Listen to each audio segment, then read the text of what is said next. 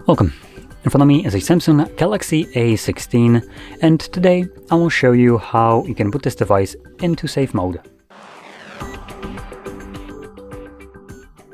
So to get started, you will want to pull down your notifications twice, which will bring the toggles, and here just click on the power button. From the boot options, you want to hold power off option, which as you can see changes into reboot to safe mode. So I'm going to click on it once more.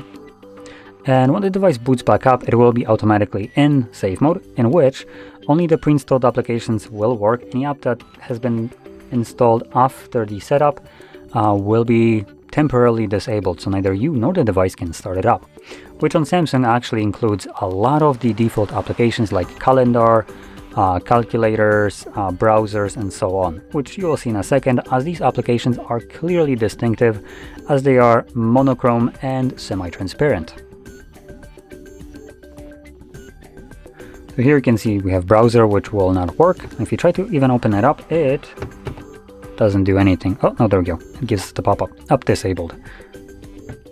And on the second page, we have a little bit more applications like that. So you can see all of these gray applications are the ones that will not work. Even though they actually come pre-installed or almost pre-installed with the device, they do download after you connect to network.